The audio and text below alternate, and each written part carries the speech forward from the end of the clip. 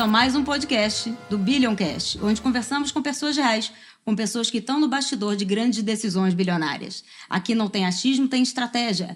Não tem palco, tem a vida como ela é. Afinal de contas, por trás de grandes decisões, existem pessoas. Por trás de grandes fortunas, existem estratégias. E por trás de uma grande mesa, sempre tem alguém que conhece tributos e hoje, finanças também.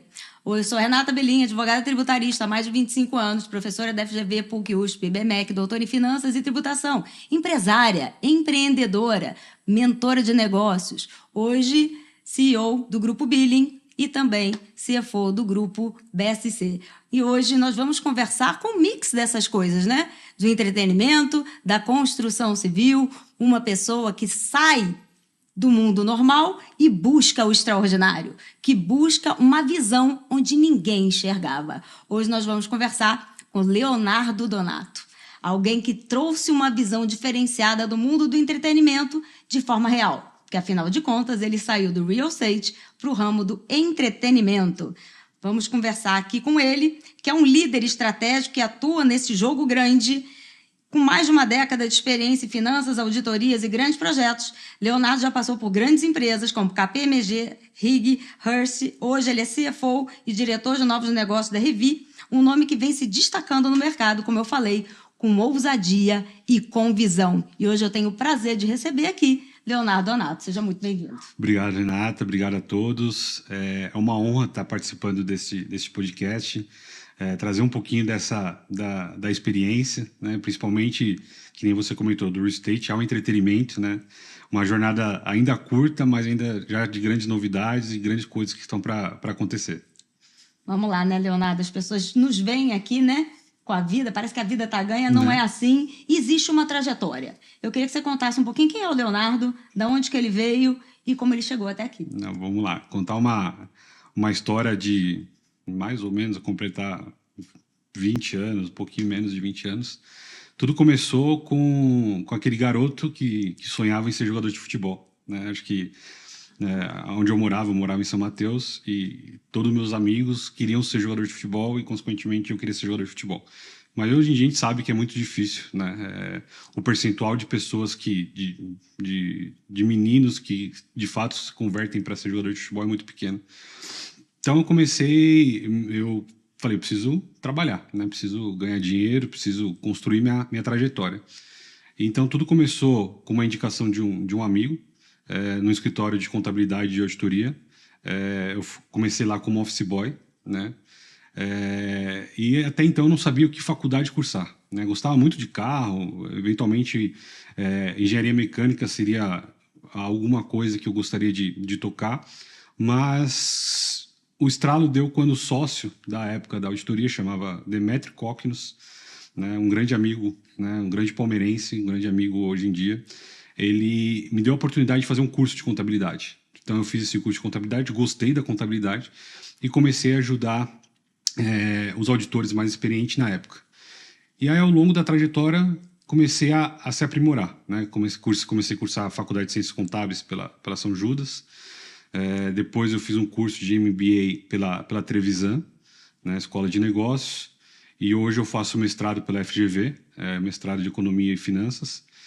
E ao longo dessa jornada, eu passei por algumas empresas de auditoria, né? Eu comecei na BDO em 2009, depois que eu saí dessa empresa da Kokkinos, que era uma empresa pequena de auditoria, fui para a BDO em 2009. Em 2010, a KPMG comprou os funcionários e a carteira de cliente, então eu fui para a KPMG. E aí eu comecei uma trajetória na KPMG até 2019. Em 2019, onde eu saio do cargo operacional, vou para um cargo de gestão, e eu recebi a oportunidade de ser gerente em São José dos Campos. Então, eu já estava tudo pronto para sair aqui de São Paulo, né? Sair da capital e ir para São José dos Campos. E depois de 4 meses que eu já estava procurando apartamento, eu recebi a oportunidade de ser controller na REAG. Né? Então, eu saio de um lado da mesa, né, como prestador de serviço, e vou para um outro lado da mesa e um ramo de atividade diferente, né? Um ramo de serviços financeiros, né? Uma boutique de serviços financeiros, a REAG. E aí eu fui trilhando um caminho na REAG e até onde eu tive a oportunidade de trabalhar na Revi, né, no cargo atual. Né? A Revi basicamente é uma empresa que é uma investida da REAG e aí hoje a gente está onde a gente chegou. Então, de um office boy para um CFO. Olha só como é que são as coisas, né? Agora me diz uma coisa. Nem todos têm a oportunidade de já nascer em berço esplêndido, né? Não foi o seu caso, não foi o meu. Qual foi a virada de chave? Se você tem algum momento ali que você reputa na tua vida como sendo aquela virada que vai fazer a diferença para tudo que vem depois. Eu acho que a grande virada de chave foi no momento que a gente sai da caixa. Né? Eu falo isso para os meus funcionários. Eventualmente, a gente contrata pessoas para fazer um determinado tipo de serviço. Né? Então, quando eu saio da auditoria, que a auditoria é meio que um mundo, entre aspas, engessados, porque você tem um cliente, então é algo que você não consegue muito ter uma multinacional, que você não consegue ter tantas ideias. Quando eu vou para a REAG com a cabeça de um controller, é ali que foi a virada de chave, que a gente começa a sair da caixinha. Então, assim, bom, eu sou hoje um controller, cuido da parte de contabilidade, financeira, fiscal, mas por que eventualmente num bate-papo não indicar um cliente para a REAG? Então, eu comecei a me destacar, né, nesse sentido, sair dessa caixinha. E na Revi foi a mesma coisa. Quando eu fui para a Revi, eu fui com cargo já de diretor financeiro, né, com cargo de CFO. A gente estava montando a companhia ainda e eu saí um pouquinho de trás do notebook e fui procurar oportunidades. Né? Então, hoje a gente conseguiu algumas concessões através de oportunidades, seja o network, seja pesquisando, seja saindo para captar cliente, né?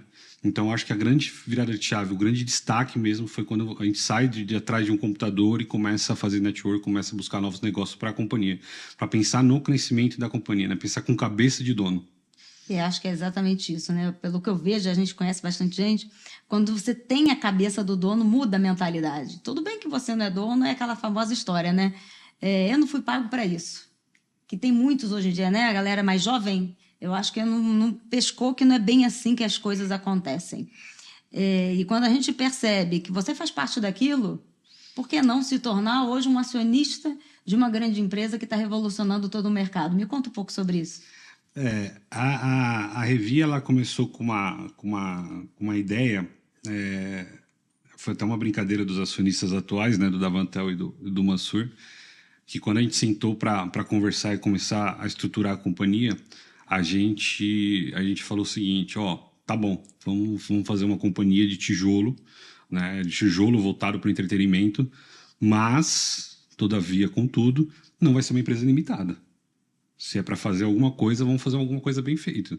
Então, nós vamos ser a primeira companhia de capital aberto de entretenimento, né? Do tijolo do entretenimento. Né? Então, essa foi um grande incentivo dos acionistas. Né? E eu agradeço eles hoje diariamente por confiarem no trabalho. Né? A gente na verdade, eu e eles, a gente começou do zero, de fato, não tinha... Era uma cadeira e um sonho, né? Uma cadeira, uma mesa e um sonho. Né? E hoje a gente está quase 80 funcionários, 4 escritórios, então em 2 anos a gente... Nem 2 anos, eu completo 2 anos agora em agosto, então a gente cresceu um pouquinho. Um pouquinho não, né? Eu já vi que tem bastante coisa acontecendo aí no mercado, né? Vocês estão com bastante grandes projetos nessa união do real estate, né, da construção propriamente dita com o entretenimento. Conta um pouquinho desses novos projetos, dentro daquilo que você pode, logicamente, né? Para mostrar o quão grande é a empresa que cresceu em pouco tempo, mas quando a gente tem um sonho, tem um propósito, sabe onde quer chegar? É só uma questão de tempo, né? Eu, pelo menos, acredito nisso. É uma questão de tempo, é uma questão de foco, né? A gente sabe onde a gente quer chegar, né? A gente não é uma empresa que tem dúvidas aonde a gente quer chegar.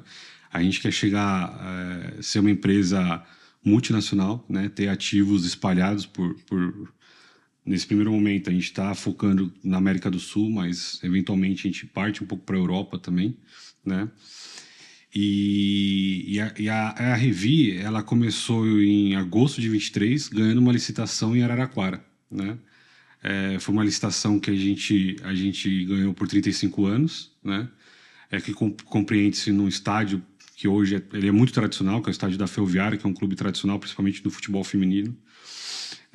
Então é um estádio com capacidade para 22 mil pessoas, um ginásio com capacidade para 6 mil pessoas, um pavilhão de 20 mil metros quadrados que hoje a gente aluga bastante para formaturas e para eventos corporativos, um teatro para 1.100 pessoas, então a gente já teve grandes nomes, Márcio Donato, tivemos o Vitor Sarro, a Rafinha Bastos, um grande nome da comédia brasileira. E aí, quando a gente ganhou Araraquara, a gente meio que falou, bom, agora a gente tem que arrumar, que a gente brinca, a cozinha, né? Então a gente tem que contratar pessoas e para trazer pessoas hoje em dia, por conta da pandemia, é muito ruim, é muito difícil, né? Não muito ruim, eu acho que a palavra certa é difícil. Porque o nosso business, ele não pode ser em casa, o nosso business tem que ser barriga no balcão, né? A gente tem que estar com o cliente. Então, por conta da pandemia, hoje o processo seletivo ele é muito difícil, né? Então, aí, quando a gente abre um processo seletivo, de 10 pessoas que a gente chama, 4 pessoas comparecem na entrevista, né?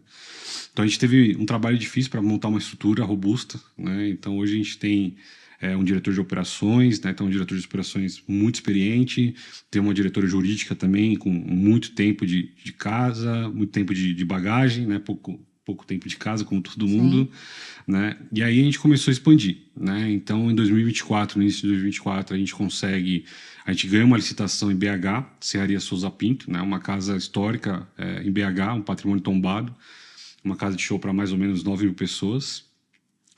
E aí a gente começa a brincadeira, meio que a gente brinca lá dentro da companhia que a gente começou o War, né? Aquele jogo da infância lá, o War, né? Mas eu acho que o grande divisor de águas é o estádio do Canidé, né? Que acho que é o ativo mais emblemático que nós temos hoje na carteira, né? Um estádio que praticamente todo brasileiro, e principalmente todo fanático de futebol conhece. Então a gente, junto com os parceiros da Tauá e principalmente os parceiros da XP, a gente adquiriu via uma concessão, uma cessão de superfície, né, pelo um prazo de 50 anos, renováveis por mais 50 anos. Então a gente vai fazer a segunda arena multiuso, né, de São Paulo, né, com os mesmos padrões do Allianz Parque, né, um pouco melhor, né, algumas coisas. Eu como frequentador do Allianz Parque, a gente vê que precisa melhorar algumas coisas, né? Então a gente vai fazer um estádio moderno, um estádio que vai contar com um hotel, com um rooftop, um edifício garagem. Eventualmente a gente vai colocar algumas lojas, seja de comida, de bebidas, enfim, lojas temáticas dentro do estádio.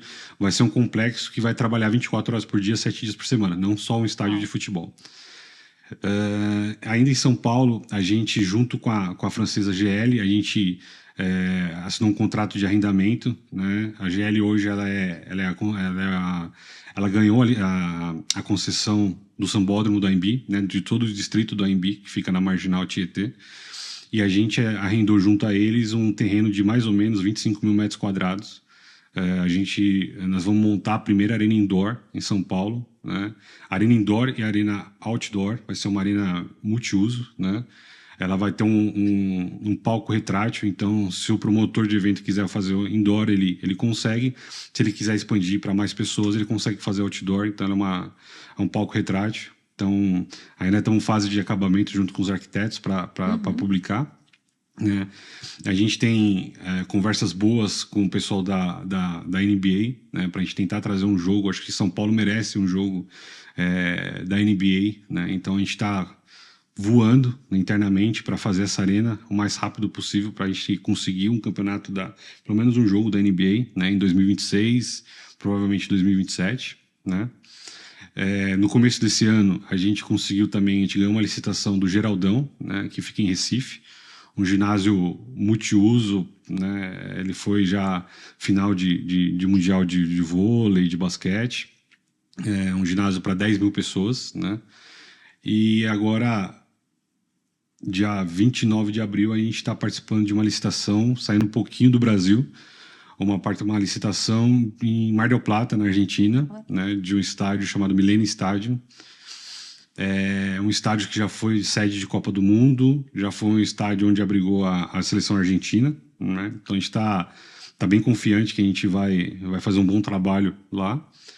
E recentemente, na última terça-feira, a gente fez a primeira aquisição de um ativo no Sul, né? A gente fechou o Parque da Orla, né? Parque da Orla e Parque da Harmonia, né? Eles ficam interligados, né? Então a gente viu que estrategicamente o Sul era uma região que a gente tinha que ter um ativo, né?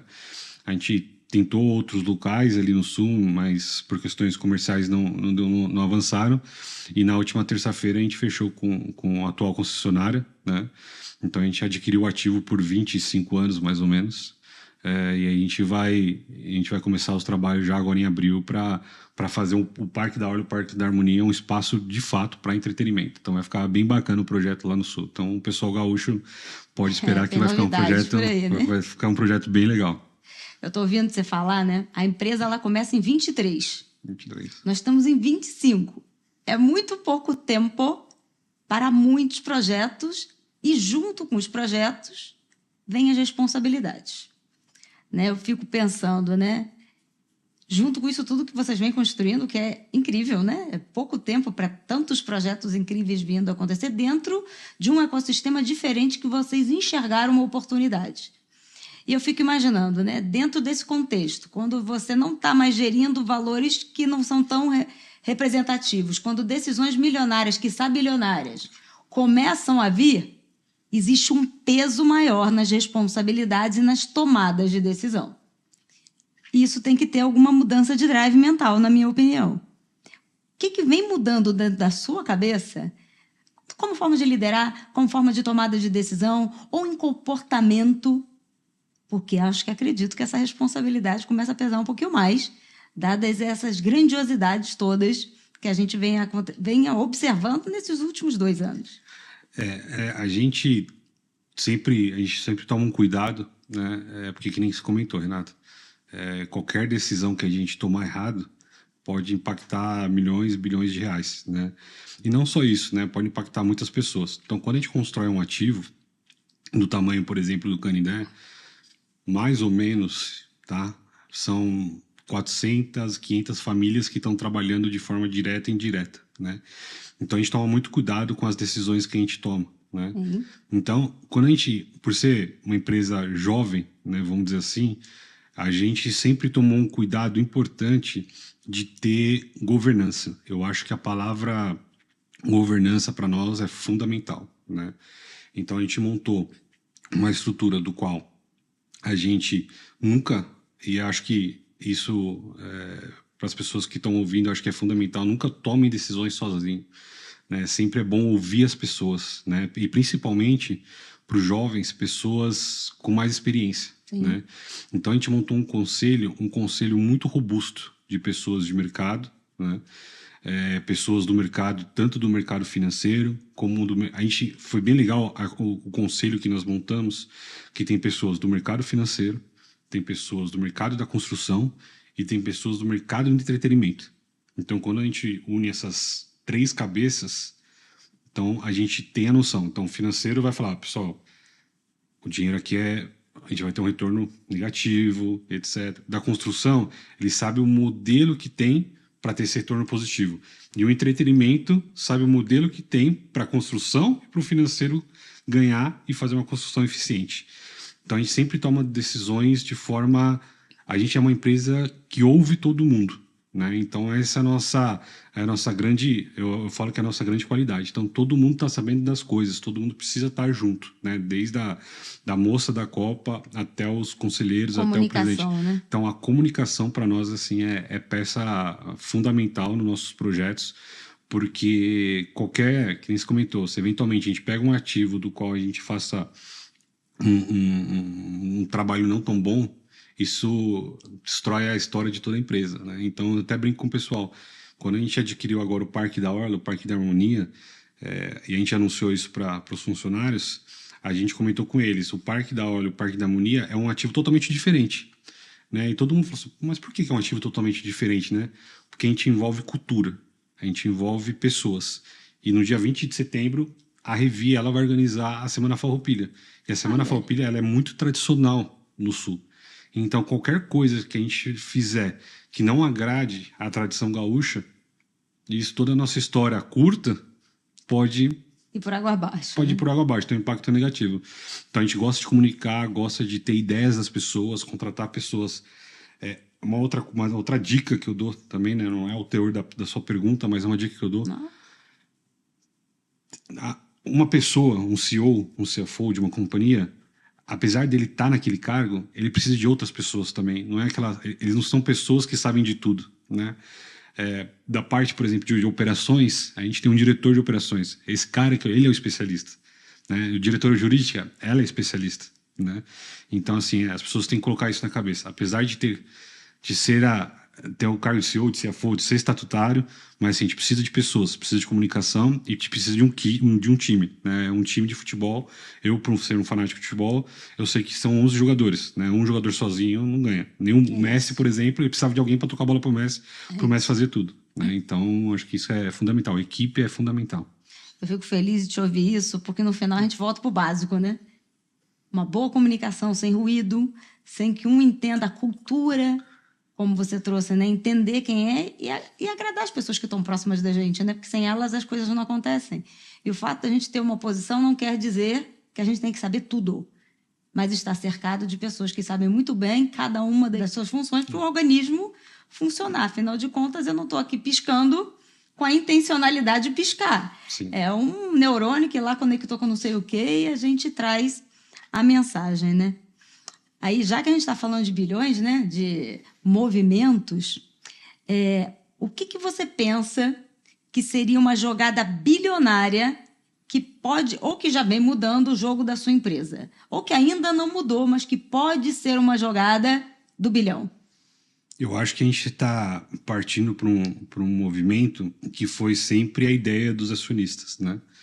Que nem eu comentei no início, quando a gente fala, vamos abrir uma empresa de real estate de entretenimento, né? De tijolo de entretenimento, né? A gente falou assim, então tá bom, então não vamos ser uma empresa limitada, vamos ser uma empresa SA de capital aberto, bolsa, B3, novo mercado, governança, compliance, etc. Então, acho que a gente está passando por esse momento, né? São coisas que a gente vai, aos poucos e na medida do possível, a gente vai apresentar para o mercado, né? A gente está fazendo um movimento importante junto de uma operação com os investidores da REAG, né? Uma operação de cisão, né? De uma empresa já na Bolsa, já listada na Bolsa. Então, espero que daqui 2, 3 semanas a gente já tenha alguma novidade que eu acho que vai ser a nossa virada de chave. Onde a Revi ela vai ser uma empresa listada na Bolsa, ser a primeira empresa listada na Bolsa de real estate de entretenimento. Então, acho que a chave do bilhão vai ser essa hora. Que aí a gente vai sentar e vai falar, tá bom, Uau. agora a gente não tem mais 2 acionistas. Agora a gente tem praticamente o Brasil ou o mundo inteiro sendo acionista nosso. Então, agora a gente tem que fazer bem feito para a gente ganhar dinheiro, mas fazer bem feito para todo mundo ganhar dinheiro. Mas é exatamente isso, né? Olha que incrível. Agora, por outro lado, teve algum erro que no final se mostrou um acerto? Alguma coisa que se lembre? Ou talvez algum erro que foi erro mesmo, que você aprendeu com isso e não vai fazer nunca mais?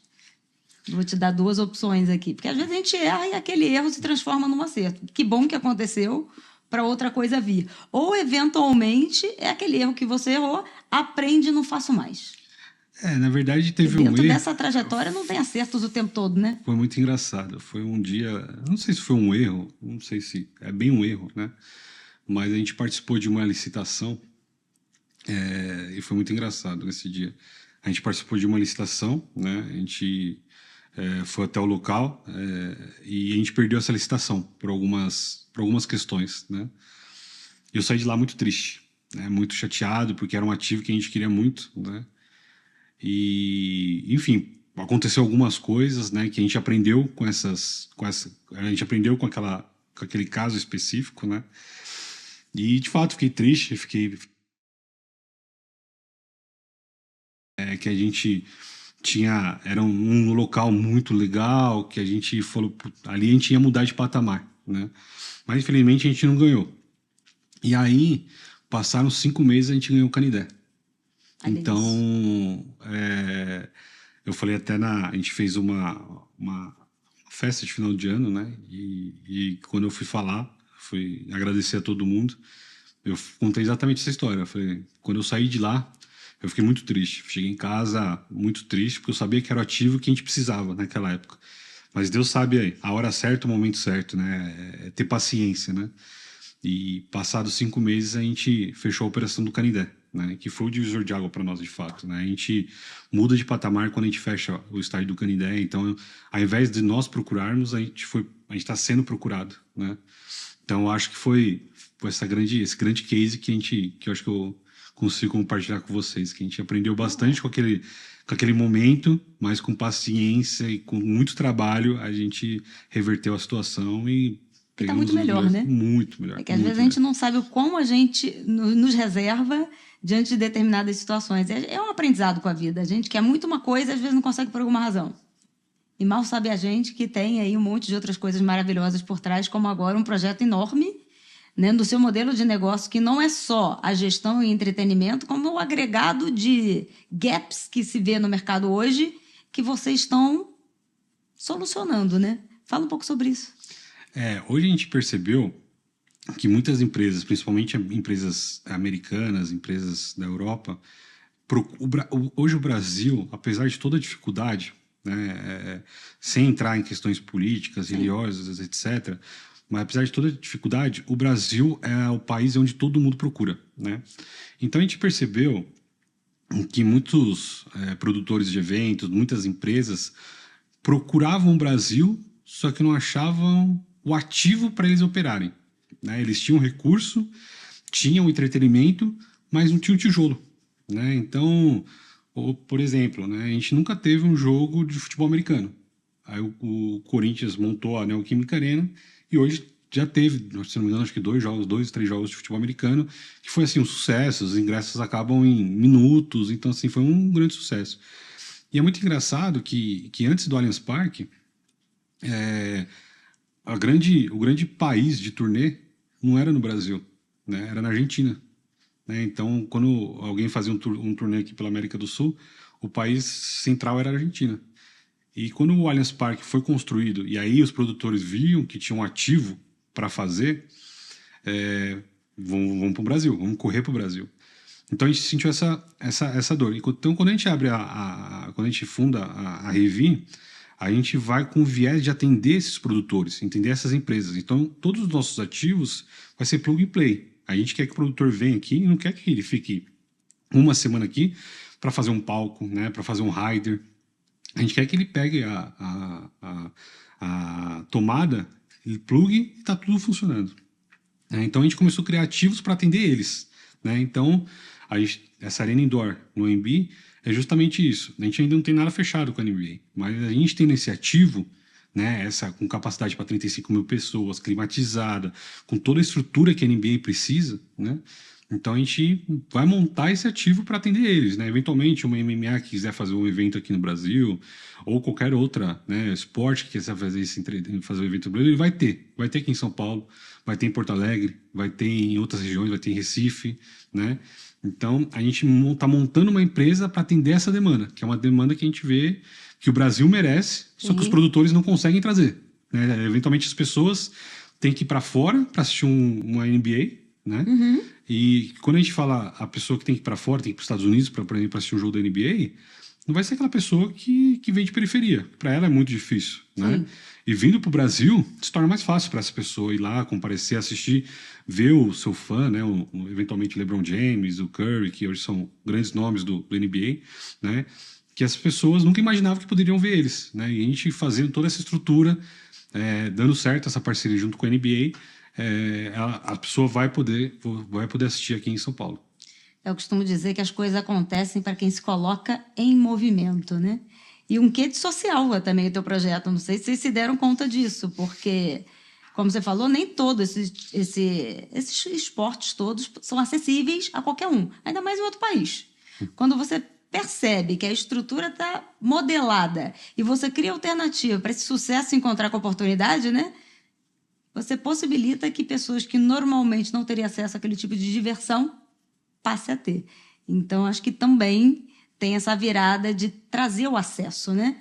Aí, preço e coisa e tal, aí é uma outra história. Mas só o fato de estar aqui, se a pessoa puder, ela pode criar oportunidades, né? Com certeza.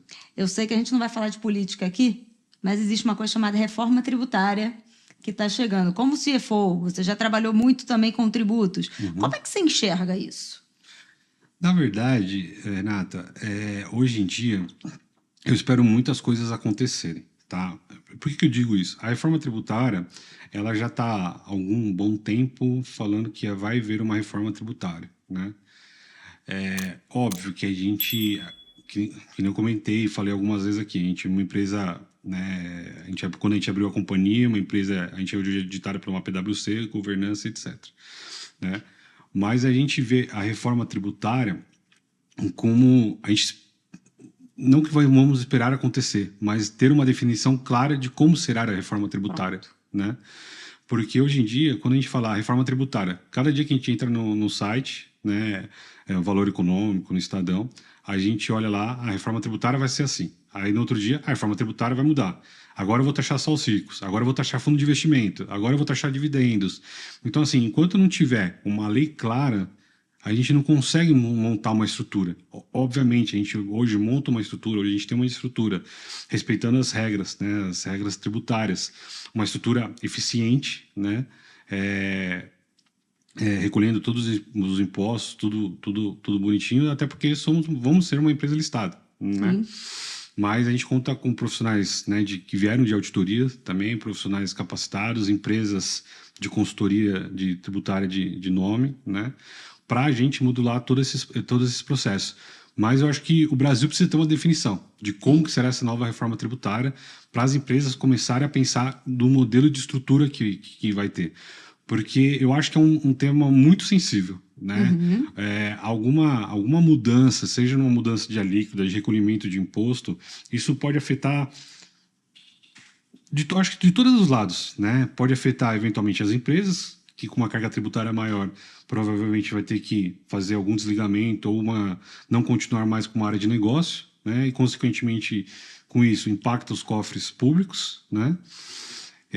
Impacta famílias, né? Então, assim, a reforma tributária precisa ser bem estruturada, bem amarrada, né? E precisa ser clara, né? Hoje, nossa base tributária é a mais complexa do mundo, né? Eu vi, eventualmente, uma reportagem, um post no LinkedIn, que tem que ter não sei quantas milhões de horas para você tentar estudar toda... Cerca de 1.500 horas.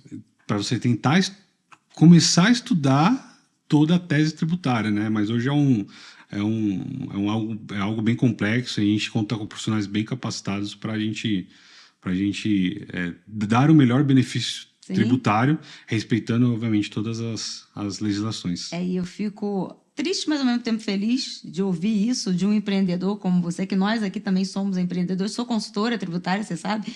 Mas uma coisa é a gente falar do técnico, outra coisa é a gente ouvir quem passa pela vida. Você é empreendedor, está investindo muito, a empresa está investindo, e a gente sabe que boa parte dessa fatia é do governo, sob a forma de impostos ou contribuições, né?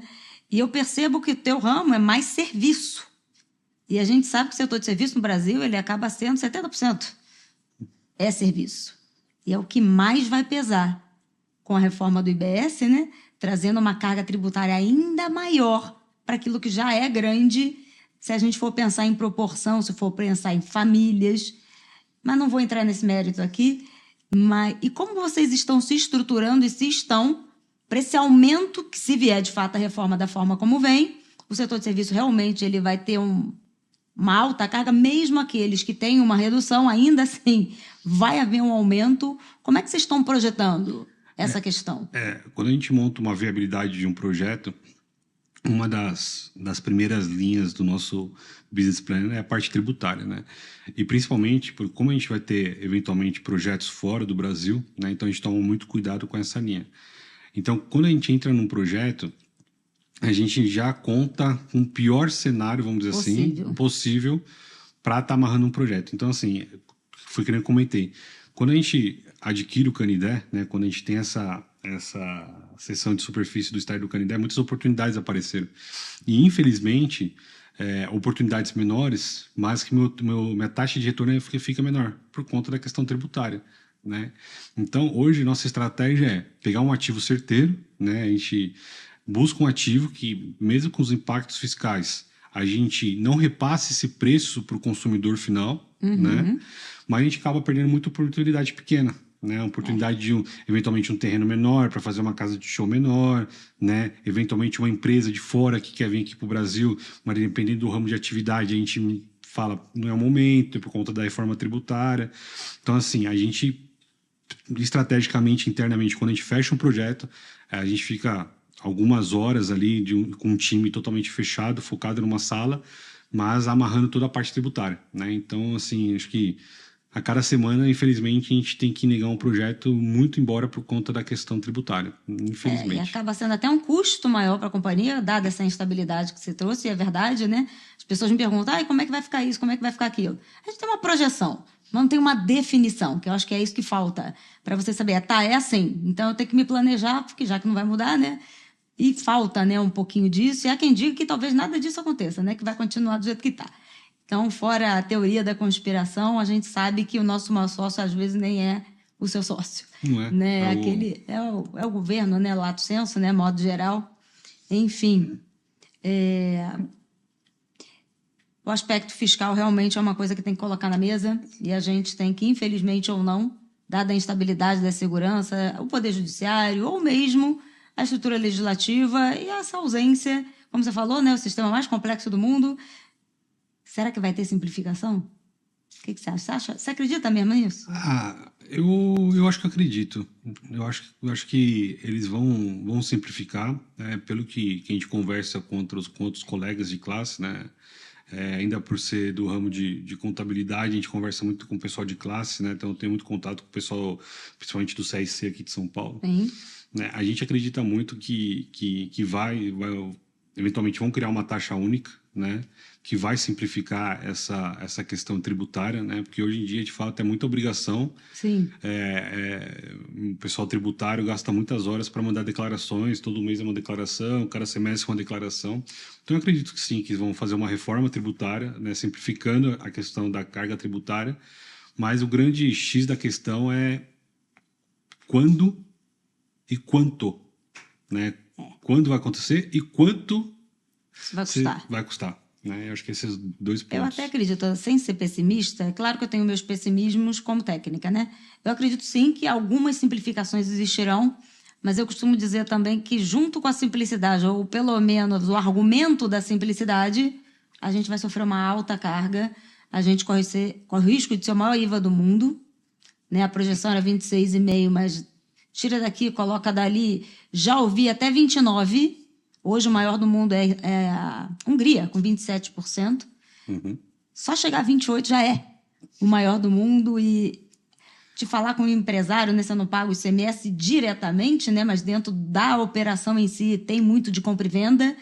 E às vezes até o negócio fica inviabilizado, ou o poder de compra daquele que está lá talvez não acompanhe o ritmo. Né? Mas é uma realidade, a gente tem que se adaptar, ou...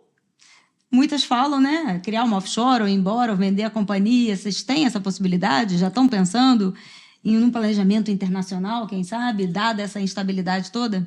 Hoje, por conta da estabilidade, por conta das dúvidas, né, principalmente das próximas eleições, né, hoje o pensamento da companhia é ainda ficar nacional. Né, a gente vai a par e passo, né, que a gente fala. Né, então, a gente está nesse processo dessa abertura de capital. Né?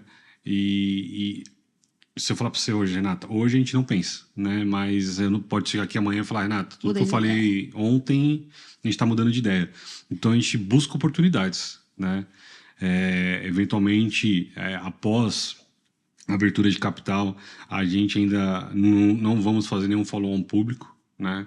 Por conta da economia, por conta da questão tributária, por conta das incertezas, né? Eu acho que não é o momento. E a gente vê isso hoje, né? A gente conversando, principalmente ter a conversa com a B3, né? Então você vê poucas empresas, né? Eu de fato não me recordo uma empresa que recentemente fez um IPO, né? Algumas empresas brasileiras, né? Como por exemplo, como saiu em notícia, a JBS, por exemplo, fazendo uma operação de uma outra empresa dela, só que lá fora, né? Porque o mercado aqui interno não é um mercado ainda de confiar, né? Não é um mercado de confiança. Então a gente aguarda ainda um pouco, a gente fica ainda um pouco, né, na defensiva, né? Que a gente brinca, né? A gente está fazendo o papai com mamãe, né? A gente está ainda estruturando, falta muita coisa ainda para estruturar, né? Uma empresa de quase, vamos fazer 2 anos, né? Então hoje, de fato, a gente pensar em estruturar toda a nossa operação para, assim, no futuro a gente tomar um passo adiante, eventualmente internacionalizar, vender vender para um fundo. Então a gente pensar, ainda a gente está encaminhando, estamos caminhando para a gente tomar alguma decisão grande no futuro. Mas as coisas acontecem assim, né? Você vai criando uma projeção, 2 anos, muita coisa eu imagino que já tenha acontecido, talvez até, será que isso está acontecendo, né? Outro dia eu estava aqui, 2 anos se passam, olha só onde é que eu estou. E já caminhando por fim, né? A conversa tá boa, mas a gente tem os nossos compromissos. Leonardo está aqui. Muita coisa aconteceu, passou por muitas empresas, teve um início de vida que não foi fácil, buscou mérito seu, que muitos que talvez tenham iniciado junto com você, talvez continuem no mesmo lugar. Então tem um quê de vontade de chegar a algum lugar diferente daquele onde a gente nasceu. E se você pudesse voltar no tempo e pudesse conversar com o Leonardo de 10 anos atrás, qual era o conselho que você daria para ele? Uau, é uma pergunta bem interessante. Eu acho que o conselho que eu daria era, na verdade, não é um conselho, é uma palavra: paciência. Eu acho que as coisas acontecem na hora que tem que acontecer, né? Percebo hoje que muitos jovens, apesar do currículo que você comentou, eu tenho 34 anos, né? E eu acho ainda que eu sou jovem ainda, tenho que aprender muito, né? Mas eu percebo, principalmente questões de pessoas, né, que a gente traz, a gente contrata muitas pessoas, né? A gente está com muitas vagas em aberto, né? Então a gente percebe que as pessoas, quando entram, principalmente jovens, né, principalmente essas questões de tecnologia, Instagram, TikTok, não tem aquela visão que a gente tinha no passado, né? Então a pessoa entra hoje como estagiária, ela pensa que em 3 meses ela já vira um assistente, em 3 meses vira um analista, 4 meses vira gerente, e em 1 ano ela vira um diretor, né? Queimando largadas, queimando etapas, né? E eu acho que a palavra paciência é o caminho de tudo, né? Eu trabalhei muito tempo na KPMG, né? E a KPMG é uma grande escola de paciência, né? E a KPMG hoje, ela forma pessoas, forma líderes, né? Eu falo isso que eu tenho grandes amigos lá. Então, para você chegar a gerente, você passa por uma etapa, né? Você começa como trainee, assistente, aí vai analista, sênior, supervisor e vira gerente, né? Então, ela te prepara, né? E assim como a nossa empresa está fazendo, né? Quando a gente abriu e a gente contratou a nossa diretora de RH, ela tem 2 missões, né? A primeira missão, montar uma pirâmide, né? Do qual a gente vai ter os estagiários e aí a pessoa vai tomando corpo assim que ela, né, a cada ano ela vai evoluindo até ocupar o meu lugar, ocupar o lugar do Davantel, ocupar o lugar do Mike, que é nosso diretor de operações, enfim, né? Mas as pessoas têm que ter paciência, né? E assim como o conselho que eu dou né, se eu voltasse no tempo e falasse para o Leonardo, falar paciência e foco, né? E principalmente, acho que 3 palavras: paciência, foco e saia da caixinha, né? Você contratado para ser office boy? Tá bom. Eu podia muito bem pegar lá né? Eu trabalhava muito pegava os documentos, entregava para cliente, né? Entregava na junta, né? Mas eventualmente, se eu falasse não pro sócio da empresa, né? Eu talvez não estaria aqui hoje, né? Não, vamos fazer um curso, deixa eu sair da caixinha, deixa eu sair do office boy, deixa eu ir ver o que era a contabilidade na época, né? Então eu acho que é isso. Esse eu acho que é o conselho que eu daria: paciência, foco e sair da caixinha. Eu acho que as pessoas bem-sucedidas hoje, se a gente fizer um levantamento de todas as pessoas bem-sucedidas hoje, né? São pessoas, eu até brinco com os funcionários, né? As pessoas têm que deixar de ser CLT e ter a cabeça de dono, tá? Né? Ter aquele pensamento de dono, né? Então é o que eu falo para minha diretora de RH. Então, vamos montar uma pirâmide para as pessoas terem oportunidades, né? E eventualmente a gente fazer um partnership, né? Porque todo mundo tem que contribuir, mas tem que ter paciência, foco e sair da caixinha. Não, como você falou, né? tem toda uma trajetória. Você, pelo jeito, usufruiu muito bem dessas 3 itens, né? Tanto que chegou onde chegou. A pergunta é mais para motivar aquele que está assistindo do que agora é muito fácil chegar, agora está bem. Mas não é bem assim, né? Teve muita água por debaixo da ponte, muita coisa aconteceu para você chegar onde está com 34 anos. Mas o que te trouxe até aqui talvez não te leve para os próximos 10 anos. A gente fez um exercício de passado, agora vamos fazer um exercício de futuro. E se você pudesse dar um salto mental para daqui a 10 anos, já visualizando tudo isso que você já sabe que vai fazer, realizado. E como num passo de mágica, volta para cá. Agora, estamos aqui, nesse exato momento. O que você diria para você mesmo para manter esse foco, para manter essa paciência e continuar saindo da caixa? Tem alguma coisa a mais que você acrescentaria nessa fórmula para você atingir as milhões de coisas que eu sei que vocês vão atingir ainda daqui a algum tempo? Sim, eu acho que a grande palavra, a grande virada de chave daqui 10 anos é se atualizar. Eu acho que a atualização é fundamental, né? Eu falo isso por conhecer alguns amigos, né? Então, existem ainda muitos colegas de classe, né? Muitos contadores que ainda estão lá em 1990, né? Então, lá com seu caderninho, com sua calculadorinha, né? Se tem um sistema novo, fica meio assim. Então, assim, hoje, não sei se infelizmente ou felizmente, né? A tecnologia está dominando o mundo, né? Então, a gente percebe que as redes sociais, né? Quando usada por bem, ela de fato faz muito bem, né? Então, hoje, né? Se atualizando, então a gente está trazendo as experiências para o Brasil, que são experiências novas, né? Então a gente está se atualizando, está se modernizando, né? Criando sistemas, criando ferramentas de inteligência artificial, né? Que hoje em dia acho que está na moda, né? Essa questão de inteligência artificial.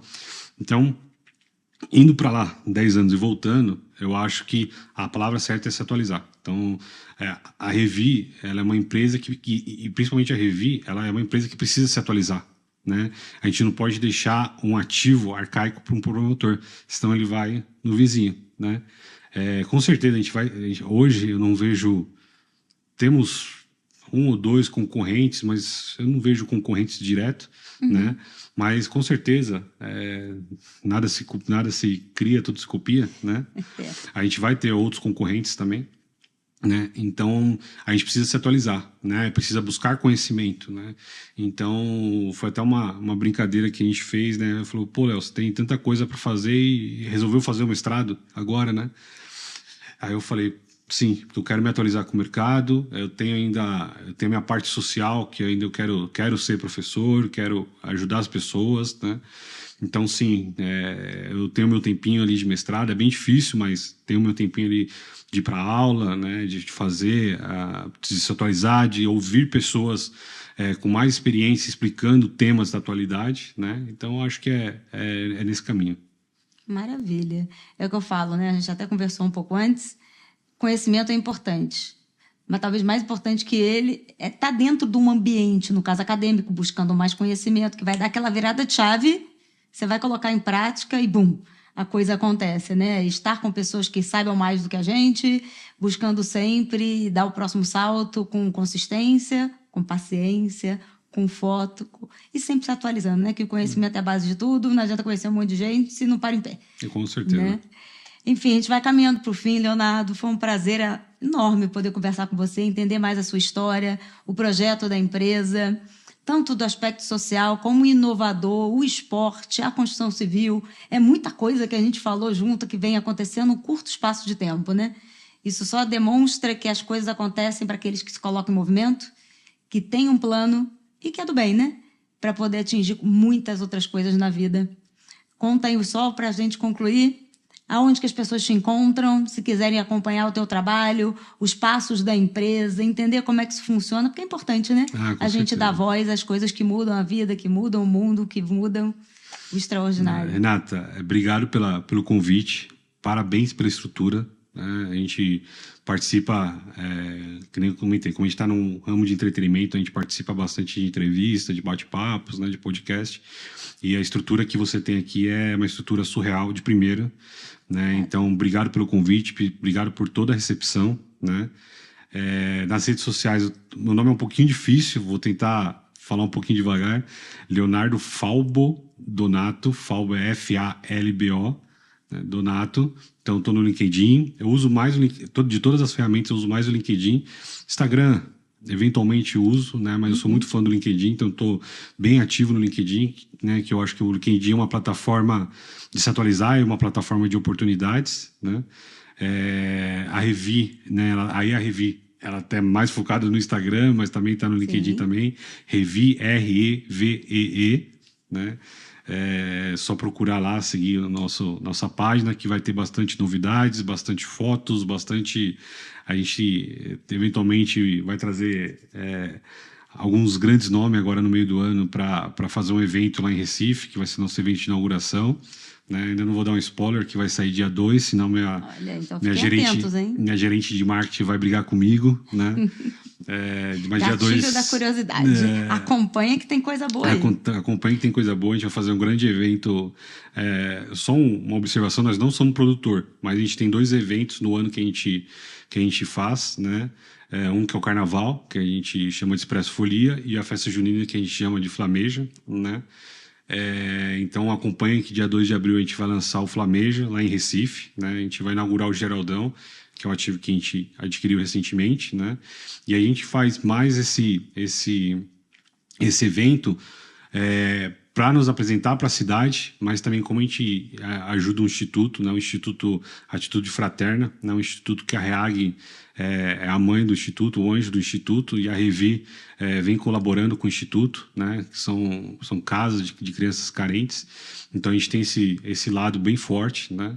Então esse evento também uma verba é destinada para esse instituto, né? Então esses 2 eventos, uma parte das verbas são destinadas para esse instituto. Então acompanhe que vai ter coisa boa.